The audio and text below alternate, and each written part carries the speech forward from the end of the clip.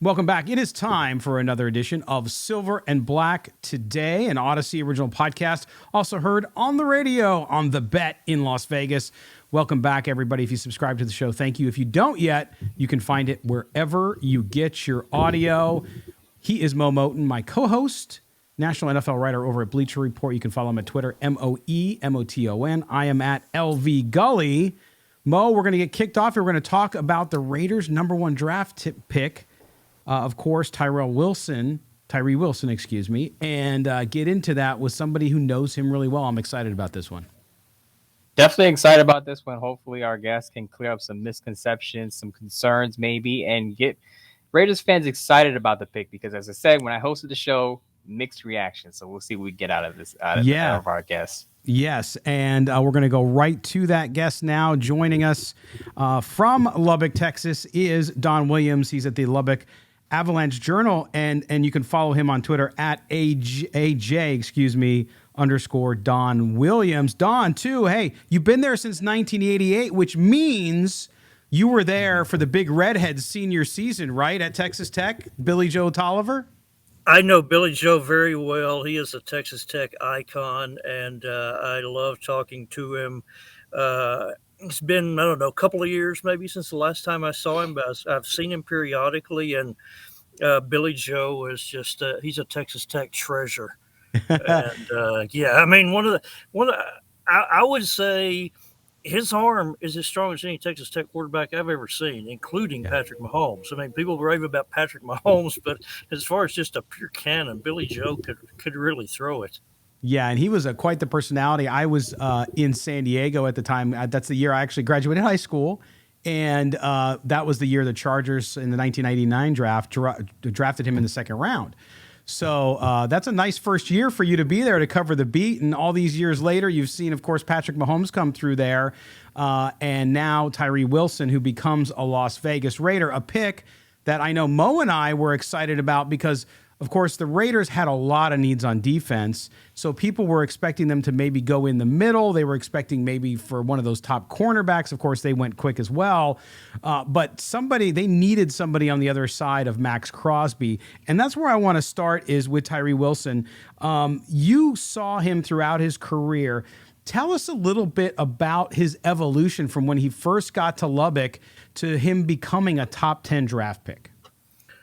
Well, let's go all the way back maybe to high school. And Tyree coming out of high school, I believe was listed, he was 6'6" and listed at about 6'6", 230 to 6'6", 230, 235, 240. So you're talking about a guy who's put on 40 pounds since high school. He went to Texas A&M. He played a little bit. Was kind of, I think, a rotation guy as a freshman at A&M. Played in all 12 games his freshman year. Didn't really produce any noteworthy stats. He was just sort of a backup.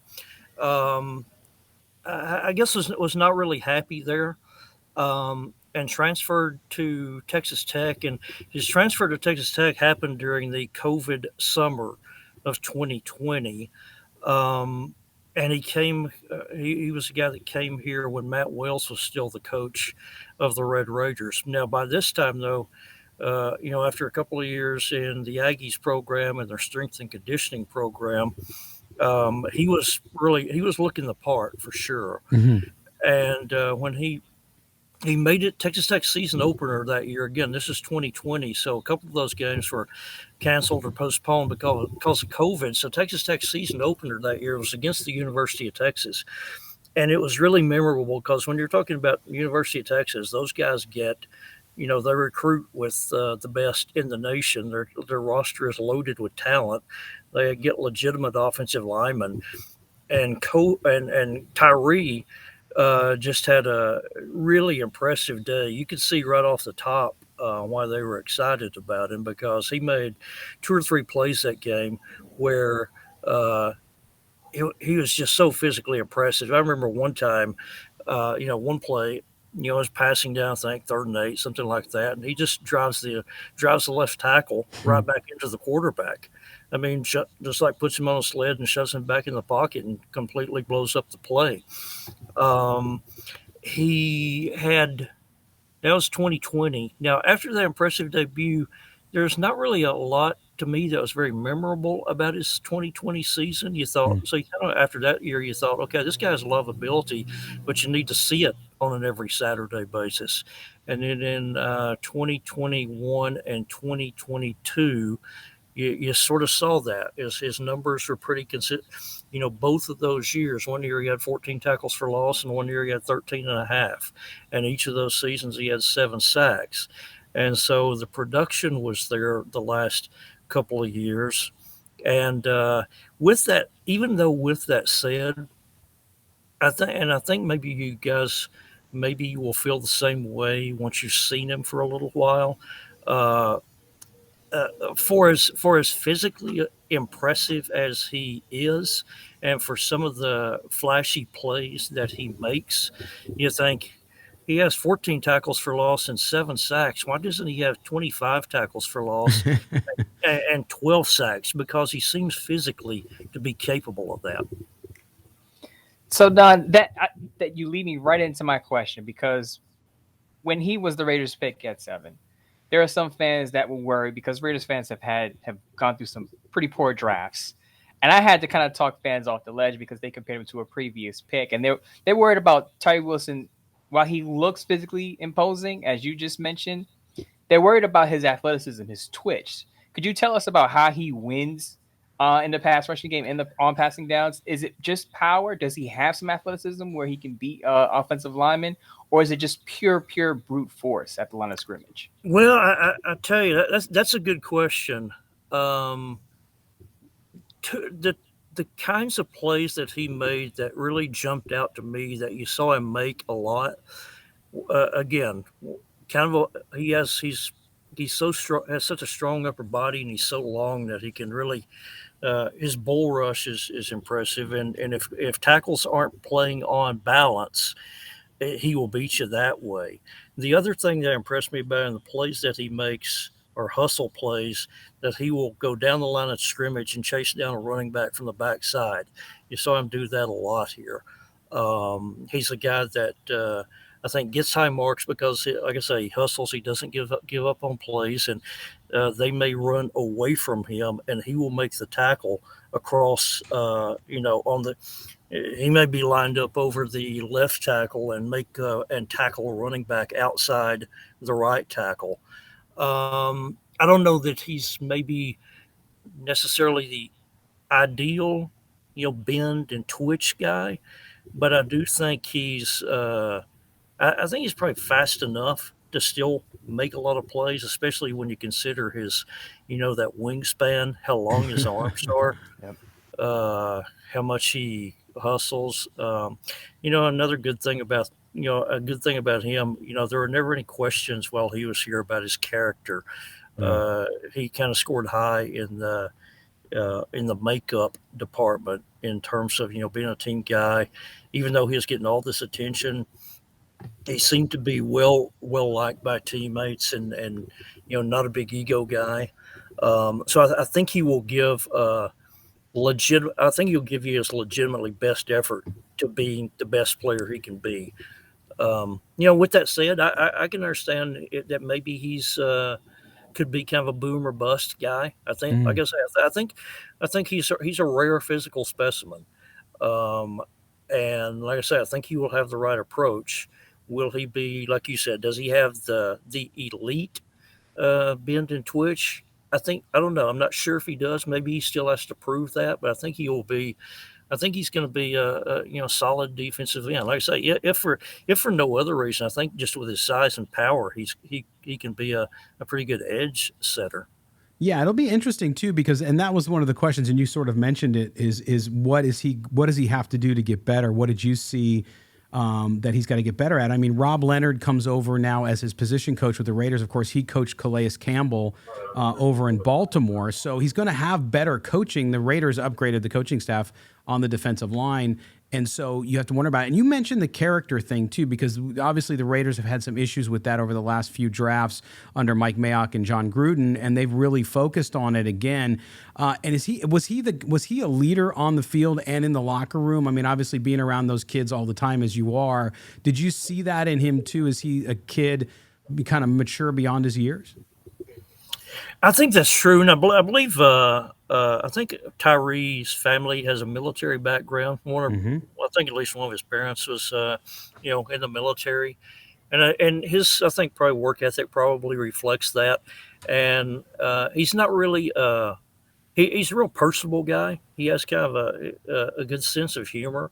With that said, though, he's I don't think he's a real big rah guy, but I do think he's a guy that kind of set a tone in terms of being serious and working at practice and kind of maybe setting an example that way. So I know I, you I, mentioned. Go ahead. Sorry. I was going to say this. I don't think he took days off in Right. practice or was like I'm going to be a first round draft pick. I can get away with slacking on a Tuesday. So, so, I don't think he was that kind of guy. so you mentioned this in one of your recent pieces, right after Tyree was drafted by the Raiders, talking about his injury, and I know Raiders fans sometimes have a kind of a skepticism about players coming out of the draft injured, especially as a top 10 pick. Was there? Did you see Tyree, I guess, deal with a lot of injuries at Texas Tech, with it not necessarily missing games, but limping off the field because he couldn't finish games? Because there's missing time because of injury, and there's a player's production dropping off because he's playing hurt. Was he a guy that got hurt a lot on the field, or was just a one-off where he had a foot injury at the end of the year, couldn't finish? Yeah, it was the latter, a one-off, because I actually went back and looked at that in one of my little pre-draft things that I wrote. He played in 44 games in college, so him staying on the field was never really an issue. And when he got hurt in that game against Kansas, it seemed to be kind of a fluke because he went down, he stays down. You're kind of like, what happened? I don't really see anything. There doesn't really seem to be anything abnormal, and somehow I don't know if he maybe stepped on somebody else's foot, or kind of took some little fluky step and broke a bone in there, and of course, obviously, a broken bone in the foot that it pretty much shelved him for the season. But no, he was not a guy to really come limping out of games. He was a guy who stayed on the field a lot. I mean, with his value to the team, he was a guy who was kind of hard to take off the field because it's sort of like, yeah, you got a pretty good backup, but the backup does not have Tyree Wilson's skill set and ability level. Yeah. Don, before we let you go, you mentioned earlier that he could perhaps be a boom or bust type pick. If having watched him as much as you did and having him mature in front of your eyes, if you were to put your chips in one set there, what do you think Tyree Wilson becomes based on what you've seen thus far as a young man? Boy, that's so hard, man. That's just so hard to answer. I don't think Tyree is a can't miss player, Mm-hmm. but I do think he's a guy who will have at least a solid NFL career baseline. I think even if he disappoints, I think he's still a guy who will be a multi-year NFL starter and a guy who will have barring injury, 10-year, 12-year, possibly NFL career. I don't think he's a guy that you will regret taking. And here's maybe a comparison. Not to say he's the same style of player, Mm-hmm. but growing up down here in Texas and north part of the state, everyone here is Dallas Cowboys fans. So I remember several years ago, I forget whatever year it was. Cowboys, one of the Cowboys' first round draft picks was Greg Ellis out of North Carolina, and Greg Ellis, as I remember, was not he wasn't one of the first guys off your tongue when you talked about the great defensive ends in the NFL. But he was a guy who played a lot of years in the NFL and was a real solid NFL starter. Maybe Tyree becomes that kind of guy with the potential to be more. And I think again when you look at the rare physical talent that he is, and the rare physical specimen that he is, and with pretty good production these last 2 years. I think he's a guy that obviously intrigued teams because, heck, 1 or 2 days before the draft, there was a whole lot of scuttlebutt about, about the Texans, about rumors that the Texans were going to take him number two overall. Yeah, yeah, and then Jordan Brooks is a former Texas Tech linebacker who's been really good for the Seattle Seahawks and piled up a ton of tackles. And a lot of people down here thought, well, because of the success that the Seahawks have had with Jordan Brooks and how they like to build their defense, the Legion of Boom and whatnot. There are a lot of people who thought, well, if it gets past Houston, the Seahawks will take him at number 5. So there are a lot of folks who are shocked when the Seahawks went for the cornerback from Illinois instead. Yeah, who the Raiders had their eye on as well, too. It was an interesting and fun draft. Don Williams, of course, from the Lubbock Avalanche-Journal, longtime Texas Tech. Nobody knows the Red Raiders better than he does. Don, thank you so much for being with us today. We'll talk to you down the line. You're welcome, guys. I appreciate it. I enjoyed it, and I hope you guys enjoy getting to know Tyree because, like I say, he's a real media-friendly guy and has a real friendly personality. And that's how he was down here. That's always good. We love guys like that, don't we? We definitely doing the media. Guys, all right. Absolutely. All right, Don. Thanks again. You take care now. You bet. Thanks, guys. Bye-bye. Thanks. All right. There you go. The great Don Williams down from Lubbock. We appreciate him being with us as we take our first break. When we come back, we're going to talk about betting the Raiders. Yes. Phillip Milan from the Vegas Kings. He's a handicapper. He will be with us here shortly. You're listening to Silver and Black Today. Mo and Scott coming back right after this message. Welcome back. Silver and Black Today. A hearty thank you to Don Williams, of course, from the Lubbock Avalanche-Journal, covered Tyree Wilson. A really interesting conversation there, Mo, as we try to find out more about him. There hasn't been a lot. I mean, they had rookie minicamp not open to the media. The Raiders were one of, I think, 3 or 4 teams that didn't open up the rookie camp to the media. So we didn't get a chance to hear from Tyree Wilson, and we hopefully will get him on the show at some point. But it was nice to hear from Don and get that sense for not only who he is on the field, but also who he is off the field. I read one of Don's pieces I referenced when we were talking to him, and I like the fact that he gives the full picture. He's not one of those beat writers who only says the positive, great things. Oh, Tyree's going to be great. He's going to be an all-pro player. He's going to have 15 sacks his first year. It was like, no, this is, what I saw from him from the beginning to when he got drafted. These are the concerns that a team may have, or that the Raiders may have, because he updated the piece. Mm-hmm. And he did mention the injury, and he also mentioned Tyree growing into his frame. So I'm wondering, one of the things I didn't get to ask him that I should have is, do you think he's got more room to grow? Could he be a bigger player? Because if the Raiders want to move him inside, could he be 285, and kind of play inside, outside? Mm-hmm. Maybe that's a question. Maybe we'll follow up with him soon. But I felt like that was interesting because he's still a young man. He's still growing into his body. Yeah, and actually that question is a great one, Mo. And I think I was trying to get to the same spot when I asked him about at the end there about, hey, what do you think he will be, and kind of what can he do to get better? And it was a hard question to answer, but I think that's why I mentioned the fact that the Raiders upgrading the position coach and getting Rob Leonard in. I think fans might not talk a lot about that, but I think it's a big deal to have Rob Leonard there. You look at his pedigree in Baltimore, what he was able to do with the talent, and I mentioned Calais Campbell there before. So you hope that he can be coached up. I mean, again, I was not excited about Max Crosby. Max Crosby came in as a 4th-round draft pick, not a 1st-round draft pick, of course. And with coaching, with weight room, and of course he got sober as well, which was a big deal for him. He really shined. So you got to hope that that's what happens with Tyree Wilson. But I think Raider fans, once he gets on the field and they see, even in camp where you're not really seeing much, I think people are going to get excited because of what Don mentioned, and that is he is an absolute physical specimen. Right, and I like that he was honest when I asked him about Tyree's twitch and athleticism, and it was basically kind of what I said on my Bleacher Report live stream. I'm not saying he's Myles Garrett bendy, right? But he's not. I don't think he's this. I don't want to call Cleveland Farrell stiff, but yeah, I think he was. I think he's a twitchier, more athletic defender than Cleveland Farrell. Yes. All right, we're gonna move on now and bring in our guest as we go. Of course, in Las Vegas. We're going to bring in Phillip Milan. He's a handicapper of the Las Vegas Kings.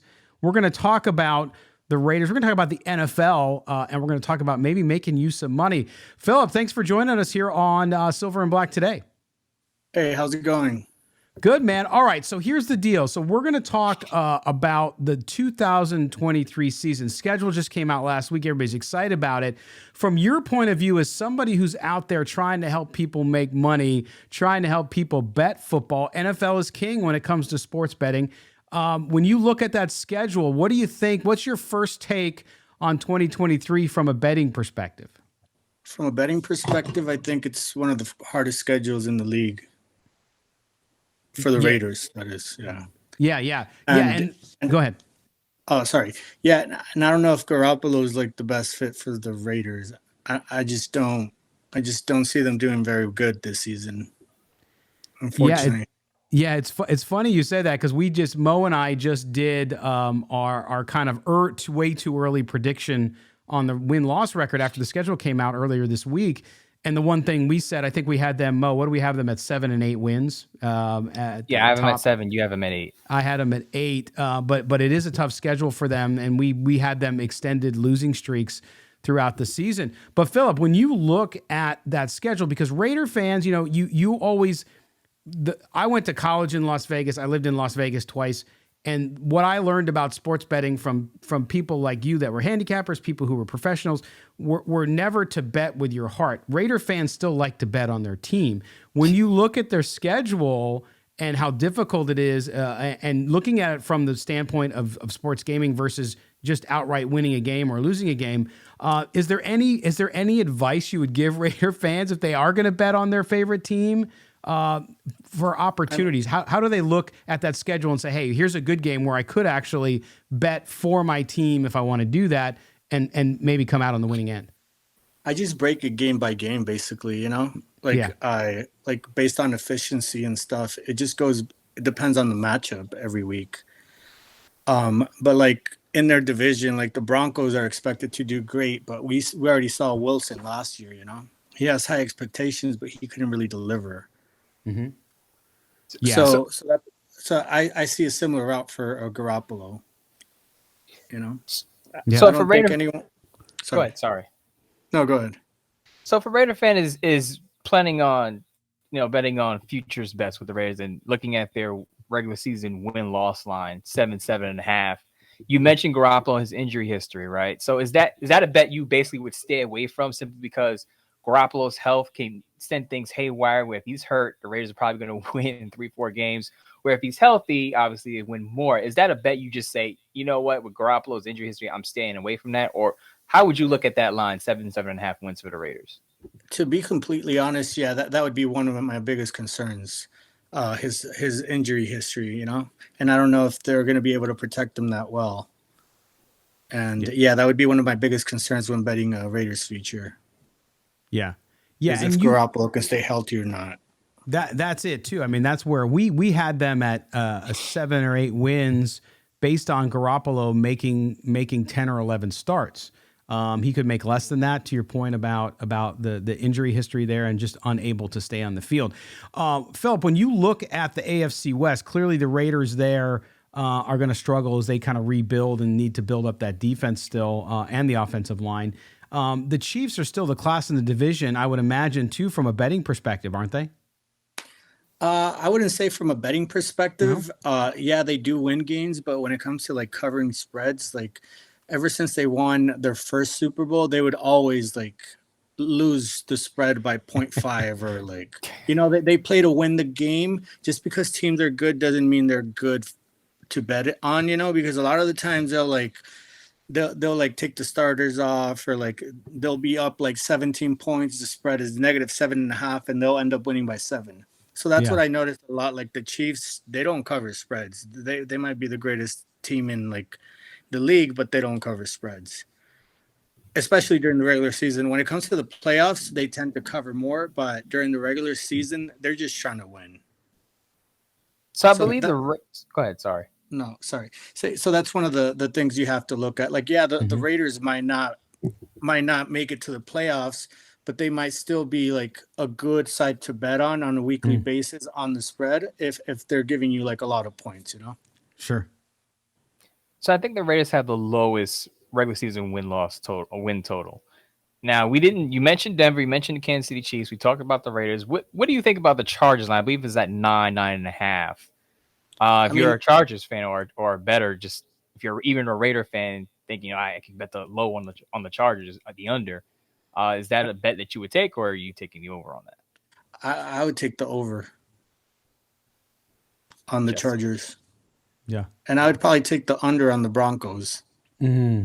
Yeah, I agree with that one too, actually. For some reason, I mean, I get Sean Payton's there, and I do expect that that Russell Wilson will bounce back a little bit. I'm not saying he's going to be an MVP, but certainly it's a season, I think, where he gains a little bit of his form back. We'll see if that is able to happen. When you look at the rest of the league, David or Phillip, before we let you go, what teams, when you look at that you talked about in the division, but when you look at over under and wins and losses throughout the rest of the league, are there a couple bets that stick out at you that if folks are listening today that they should jump on? Not as of right now, to be honest. Too early? Too early. I usually start looking more towards like July, because like a lot of stuff will happen from here till then.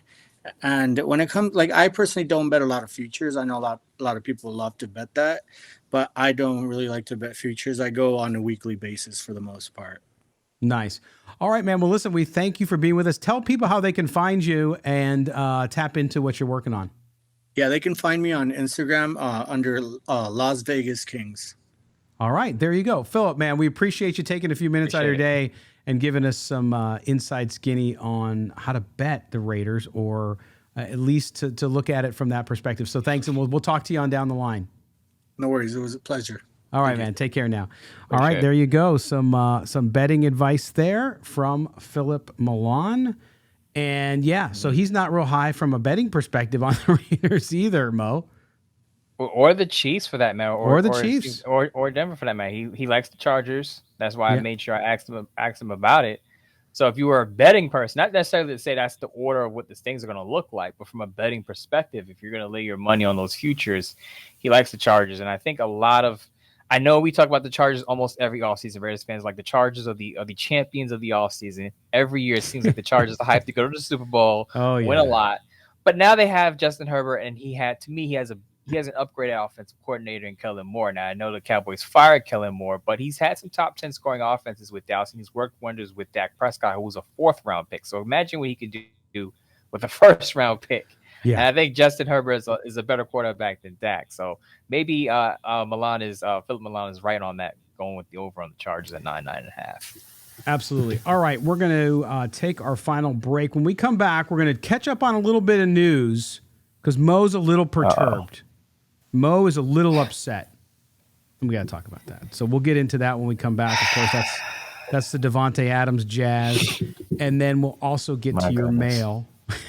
We'll get to your mail on the Raider Nation mailbag. You're listening to Silver and Black Today, an Odyssey Original Podcast.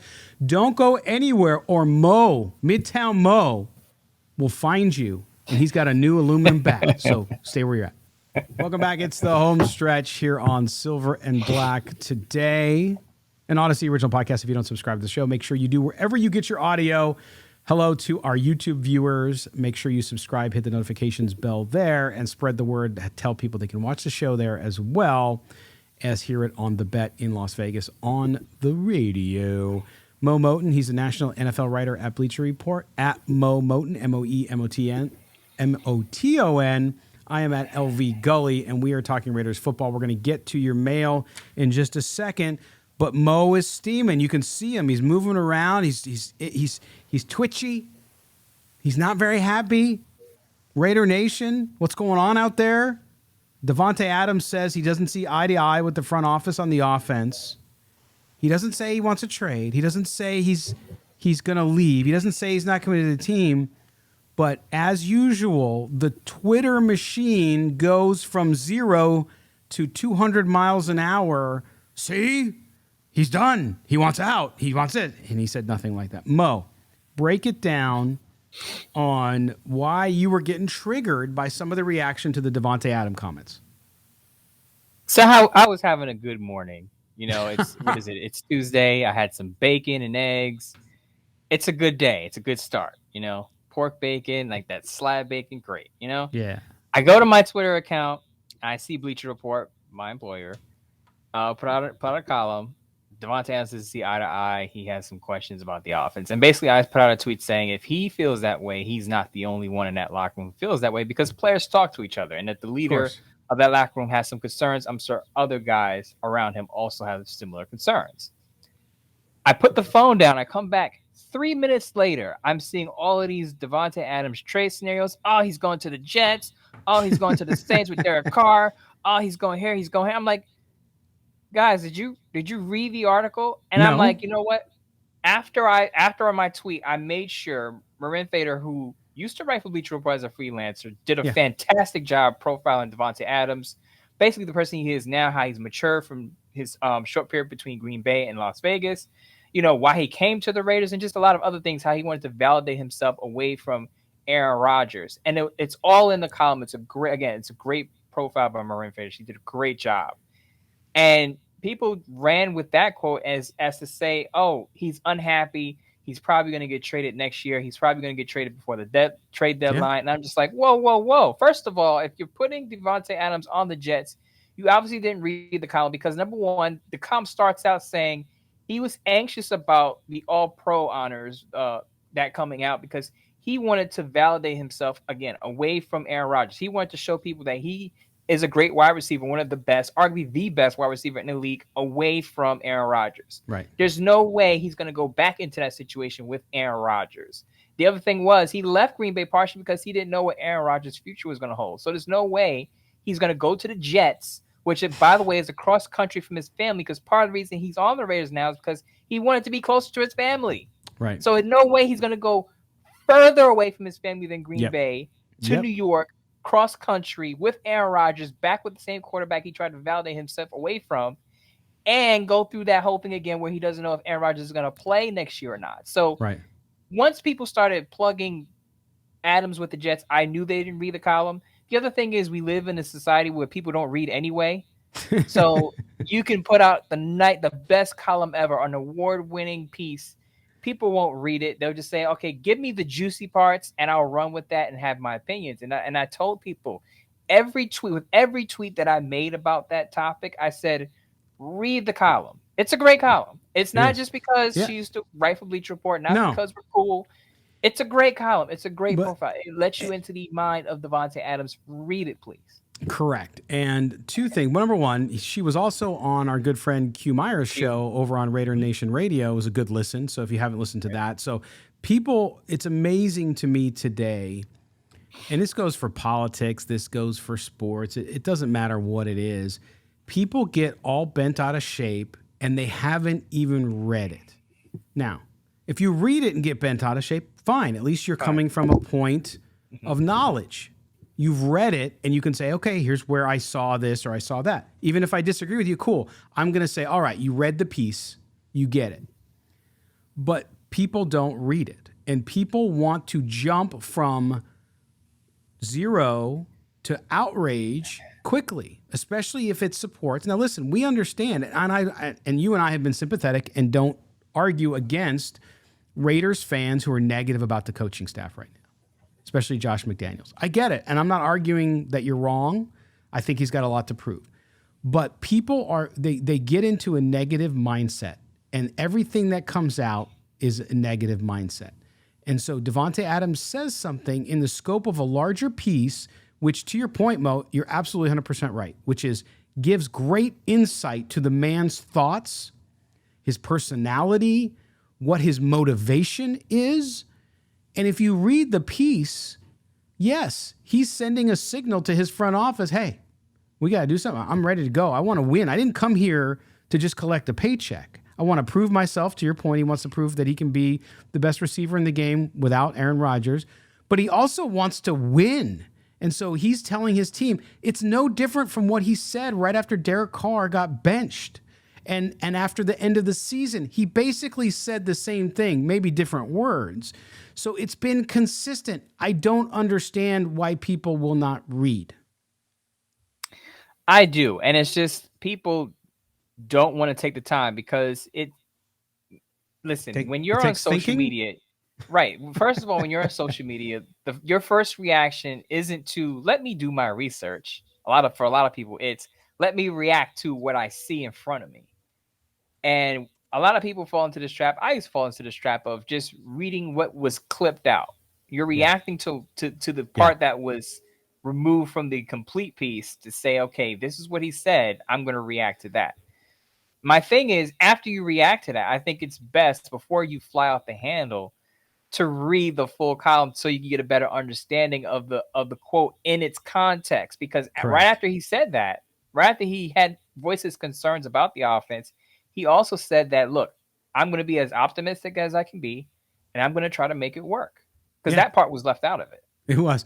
And now, but the thing is, what people will do today is, again, it's never anyone else's responsibility. It's someone else's. Well, that's the Athletic. I don't pay for the Athletic, so I can't read it. Okay, then don't comment on it. How about that? If you don't know it out of context, number one. And number two is, well, it's because all you evil websites, you clickbait me by saying it. And I'm not saying that doesn't happen, but I don't know about you, Mo. When I'm on the internet nowadays, when I see something, and every once in a while they trick me too, but when I see things, and I see especially an explosive headline or a baiting, seems like a baiting headline, I'm like, let me see what this is about before I pass judgment on it. Because they're saying, I mean, even one of the Raider websites printed something yesterday to the effect of, do the Raiders have a Davante Adams problem? I forgot which site it was. Maybe Silver and Black Pride, I can't remember. But anyway, it's like, what does that mean? Like, you're if somebody didn't read the other piece, now they're going to read this. Oh, see, there's a problem. No, they didn't say that. They're asking the question, is there a problem? Now, if you read the piece, do they say it's a problem? You have to read it to find out. So I understand people get sucked in by that because we all fall prey to it occasionally. But you guys have to read and it's behind a paywall. Okay, fine. Then somebody who has it say, hey, and I saw a lot of screen grabs of exactly what you were just talking about, which was the quote that was quoted followed by the, hey, I'm still committed. So it's been out there, and people are still on the Davante Adams. Okay, if we trade Adams to this team and that team, it's like, if you look at the salary cap hit and you look at the realities of this situation, not going to happen. Let's be real here, Scott. Let's keep it 100, as the kids say out in the streets, right? Yeah. After Derek Carr was benched, what were a portion of Raider fans, what were some Raider fans saying? Davante Adams is not going to stand for this. Right. They're parting ways with his boy. He's going to ask out. And I think a lot of people, and what do we always say? People want to be proven right. They do. So if this was a fissure between Adams and the front office for him to ask for out, those people who said that Davante Adams would throw a temper tantrum and want to leave Las Vegas, they would be proven right. So I would believe that a lot of people who felt that way then feel that way about the situation now, that Davante Adams is going to be traded within the next 6 to 8 months. And I would just tell people that if you look at his motivation for coming to Las Vegas, as I mentioned, his family wanted to validate himself away from a top-tier quarterback, a league MVP winning quarterback, a 4-time league MVP winning quarterback. Mm-hmm. You would understand that it's not a situation where he could be critical and still be committed. Just because you're critical of something doesn't mean you want out. We all work at jobs, right, where we don't agree with something a boss or a manager or supervisor said. Does it mean that we're looking for a new job at that moment? No, we just disagree at that moment with the way things are headed, and we'd rather things be different, but we're still going to come to work. If you're a professional, which Davante Adams is, you're still going to come to work and give 100%. Yeah, and it's also, by the way, a signal to his new quarterback. Right. There's a lot of read between the lines and stuff like that people, and it's not a negative thing. It's leadership, actually.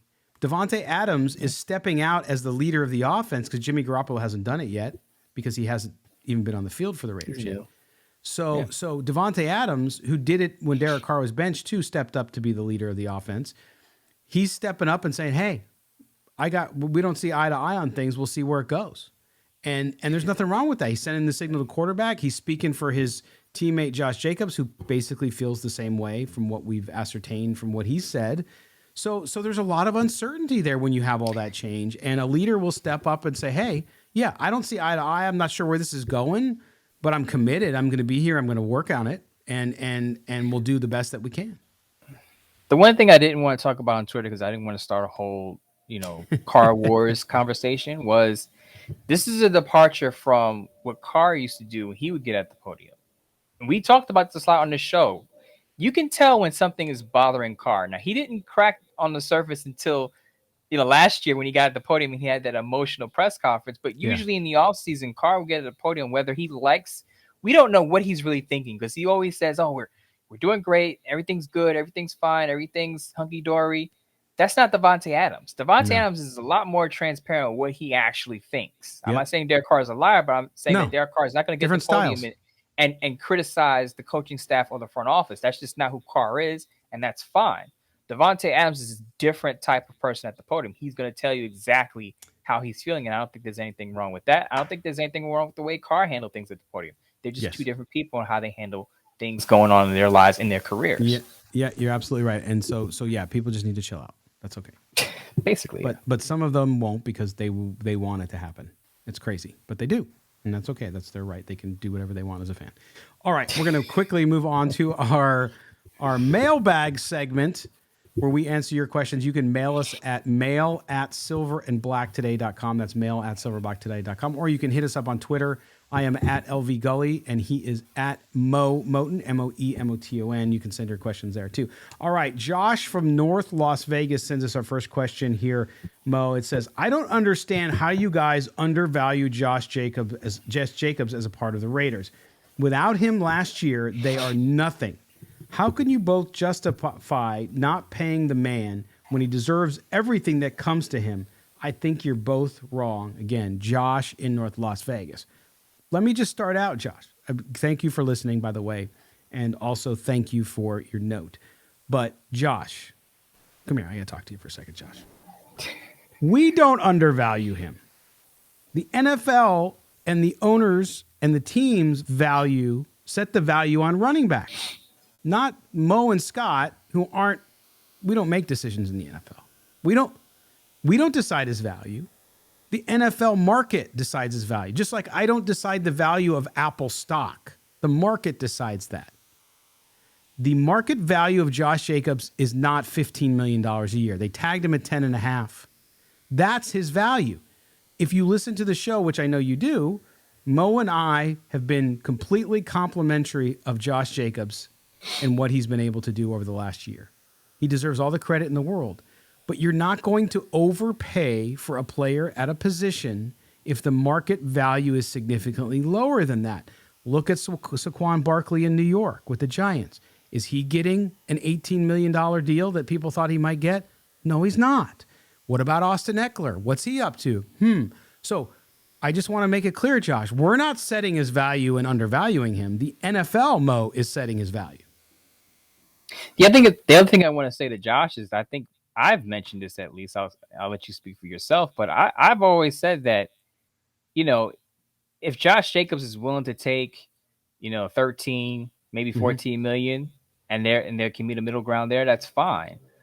But as you said, with the market value the way it is, you're not going to pay a running back 15, 16 million. It's not that we don't think Josh Jacobs deserves, financial security and a new deal. No, we're saying for what he might ask for, 15, 16 million it's not a financially sound move based on what the market has dictated. You mentioned Saquon Barkley. Our emailer says, what would the Raiders be without Josh Jacobs? What would the Giants have been without Saquon Barkley last year? Exactly. And he, by the way, Saquon Barkley rejected a $14 million deal. Yep. So it's not about not valuing a player. It's about coming to a middle ground on a contract number. You're not saying you're not worth a new deal. We're saying we need to come together and agree on a specific number. So I think that's where the hang up is between Josh, our emailer, and us, is that we're not saying don't pay Josh Jacobs. We're saying if they're going to pay him, it has to be at a market value number where you're not exceeding $15-16 million for a low premium position.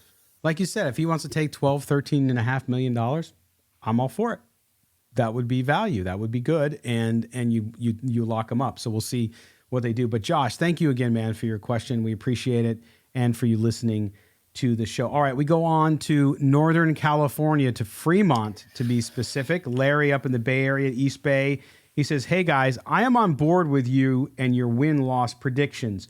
What has to happen in free agency between now and the start of the season for the Raiders to maybe improve that win total by 2 games to either 9 or 10 wins? That's Larry in Fremont. Mo, I know you just did a column up on Sportsnaut, right, about some free agents?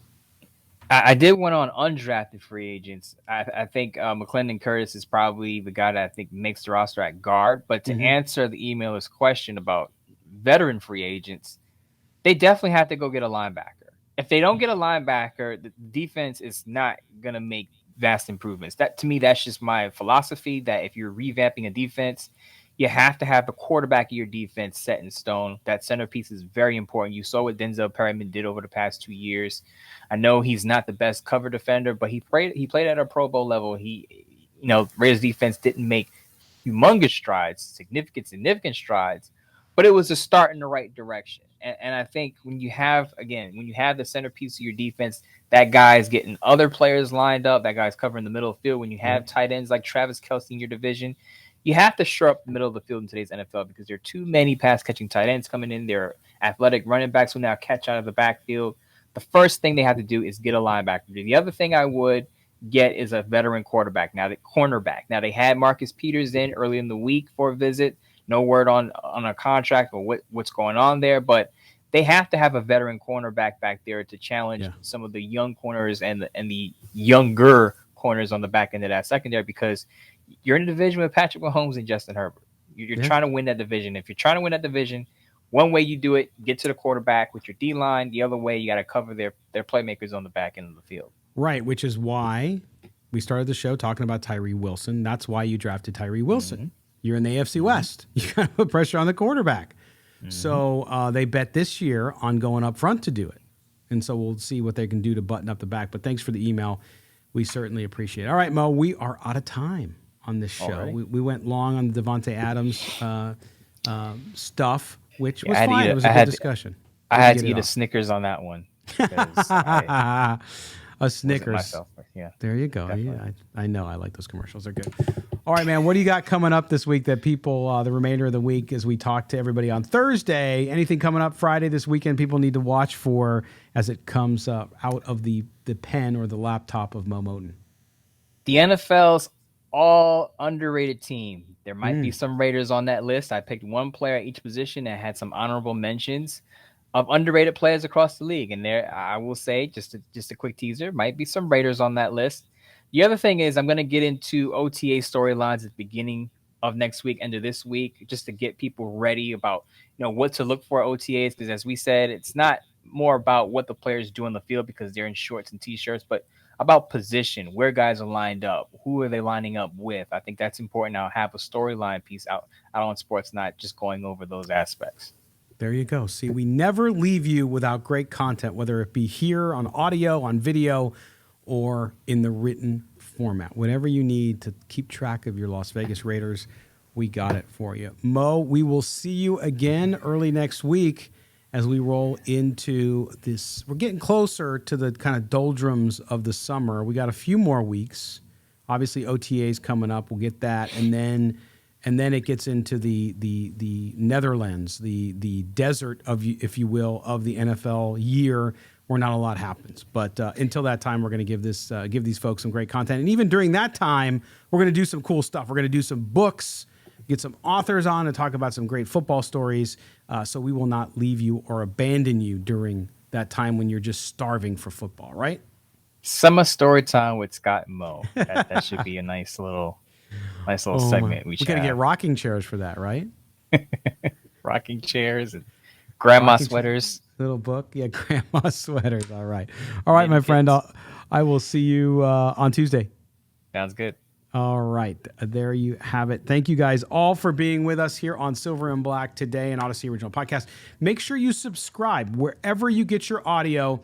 Do us that favor. We would appreciate it so much. Subscribe, hit the auto download. That way, every time we push a new show, you get it all without having to do anything. If you're watching us on YouTube, thank you again. We've been a little derelict in our chat duty there due to my schedule, but I will be back in there for this show, and as you saw, and so we will have fun with that as well. So make sure you subscribe and also hit the notifications bell on YouTube. All right. So for our producer, David Stepanian, who we wish a very safe travel schedule. He's going over to his Armenia, his native Armenia. So we wish him the best over there.